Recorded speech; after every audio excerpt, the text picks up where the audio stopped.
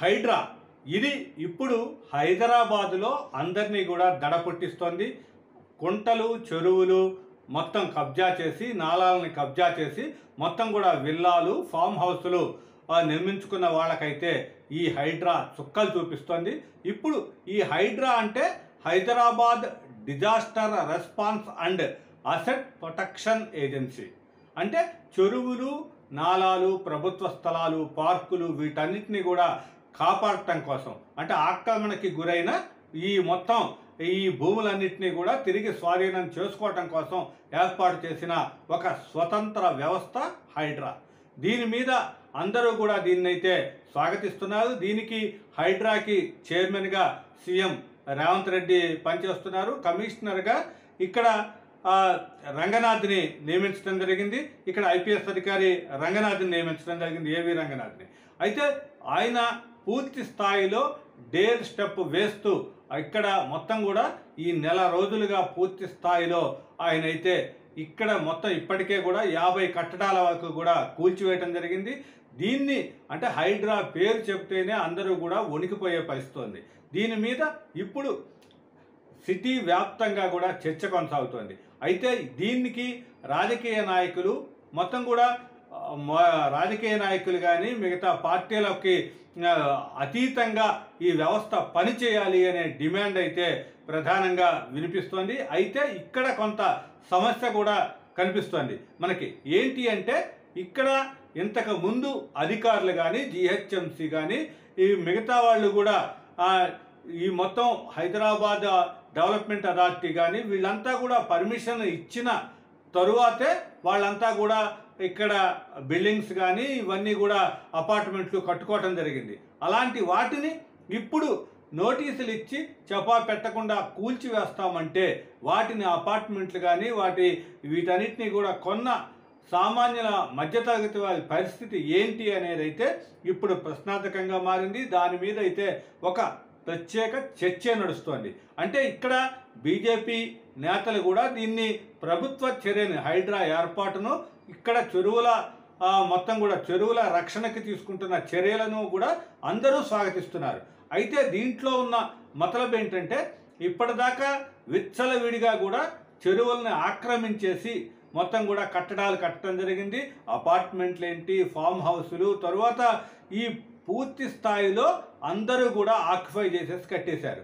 కాబట్టి దీనికి అధికారుల దీంట్లో అంటే ఒక బిల్డింగ్ కట్టాలి అంటే, సిటీలో ఒక బిల్డింగ్ కట్టాలి అంటే దానికి అన్ని రకాల పర్మిషన్స్ కావాలి. జిహెచ్ఎంసీ పర్మిషన్ కావాలి, డిజాస్టర్ మేనేజ్మెంట్ వాళ్ళ పర్మిషన్ కావాలి, తరువాత మిగతా ఇక్కడ హైదరాబాద్ డెవలప్మెంట్ అథారిటీ వాళ్ళ పర్మిషన్ కావాలి.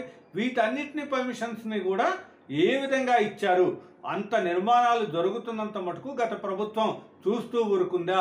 లేకపోతే గత ప్రభుత్వాలు ఇవన్నీ కూడా ప్రోత్సహించి ఇప్పుడు ఇలాంటి ప్రత్యేక ఒక చట్టం తీసుకువచ్చి వాటిని కూల్చివేస్తామంటే పరిస్థితి ఏంటి? అంటే బడా వ్యాపారవేత్తలు లేకపోతే రాజకీయ నాయకులు, పలుకుబడి ఉన్నవాళ్ళు ఇప్పుడు కోట్లని ఆర్జించిన వాళ్ళు, వీళ్ళ పరిస్థితి వేరే. వాళ్ళకి కూలగొట్టినా కూడా వాళ్ళకి కట్టుకునే పరిస్థితి ఉంటుంది. కానీ ఇలాంటి ఆ స్థలంలో అపార్ట్మెంట్లని కొన్న వాళ్ళ మధ్యతరగతి వాళ్ళ పరిస్థితి ఏంటి అనేది అయితే ఇప్పుడు పెద్ద చర్చనీయాంశంగా మారింది. దాని విషయంలో ప్రభుత్వం ఏం చేస్తుంది ఏంటి అనేది తెలవకున్నా ఇప్పటికైతే హైడ్రా కమిషనర్గా రంగనాథ్ అయితే పూర్తి స్థాయిలో అన్నిటినీ కూడా స్పష్టమైన అన్ని కట్టడాలని కూడా కూల్చివేయటానికి ముందుకైతే అడుగులు వేస్తున్నారు. దీని మీద ఆయన చెప్పిన దాన్ని బట్టి దీంట్లో హైదరాబాద్ వ్యాప్తంగానే 185 చెరువులు, ఇంచుమించు 60%, కొన్ని చెరువులు అయితే 80% దాకా కూడా ఆక్రమణకి గురయ్యాయి. కాబట్టి వాటిని ఈ హైదరాబాద్లో వర్షాలు కురిసినప్పుడు మొత్తం కూడా కొన్ని కాలనీలు వరదలమయంగా కారటానికి, మునిగిపోవటానికి కారణం కూడా ఈ చెరువుల్ని ఆక్రమించి కట్టడమే అనేది అయితే వాళ్ళు తేల్చిన అంశము. దీన్ని పైనుంచి వచ్చిన డిజాస్టర్ మేనేజ్మెంట్ రిపోర్టు, తరువాత చెరువుల యొక్క చరిత్ర వీటన్నిటిని కూడా తీసుకొని సిద్ధం చేసిన రిపోర్టు ఆధారంగానే ఇప్పుడు హైడ్రా పనిచేస్తోంది. హైడ్రాని ఏర్పాటు చేసిన తరువాత హైడ్రాకైతే ప్రత్యేక అధికారాలు అంటే దేశంలో ఎక్కడా లేని, ఏ రాష్ట్రంలో కూడా లేని విధంగా ఇక్కడ హైడ్రాకి ప్రత్యేక అధికారాలు ఇవ్వటం అయితే ఇప్పుడు చెప్పుకోవాల్సిన విషయం. దీనికి చైర్మన్గా మొత్తం ముఖ్యమంత్రి ఉన్నా సరే కమిషనర్గా ఇక్కడ ఏవి రంగనాథే పూర్తి స్థాయిలో ఈ నిర్వహణ అంతా చేస్తున్నారు. అక్కడ బాధ్యతలు చేపట్టిన దగ్గర నుంచి కూడా రంగనాథ్ వ్యవహరిస్తున్న తీరు కానీ దూకుడు కానీ అయితే అందరికీ కూడా చెమటలు పట్టిస్తుంది. మొదట్లోనే ఎమ్మెల్యే దానం అంటే ఇప్పుడు ప్రజెంట్గా కాంగ్రెస్లో ఉన్న ఎమ్మెల్యే దానం నాగేందర్తోనే మీదే విమర్శలు. దానం నాగేందర్ ఏరియాలోనే ఆయన ఒక గోడని ఆక్యుపై చేయడం, ప్రభుత్వ భూమిలో ఉన్న స్థలాన్ని కూలగొట్టడం అంతా హైడ్రా ఆధ్వర్యంలో జరిగింది. కాబట్టి దానం నాగేందర్ కూడా ఈ హైడ్రా చర్యను, రంగనాథ్ చర్యను కూడా ఖండించే పరిస్థితి వచ్చింది. ముఖ్యమంత్రికి కూడా ఫిర్యాదు చేస్తామని చెప్పారు.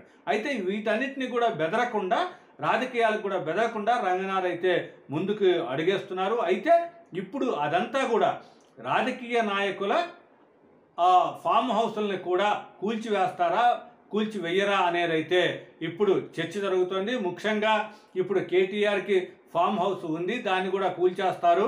తర్వాత సినీ నటుడు నాగార్జునకి కన్వెన్షన్ హాల్ ఉంది, దాన్ని కూడా కూల్చివేస్తారు అనే ఒక చర్చ జరుగుతుంది. అయితే కేటీఆర్ కూడా ఈరోజు స్పష్టంగా చెప్పడం జరిగింది. దీన్ని అంటే ఒక చెరువుల్లో FTL పరిధిలో కానీ తాను ఉంటున్న ఫామ్ హౌస్ ఉన్నట్టయితే దాన్ని కూల్చివేయటానికి తాను సిద్ధమే, అది తనది కాదు, తన ఫ్రెండ్ది అని చెప్పడం జరిగింది.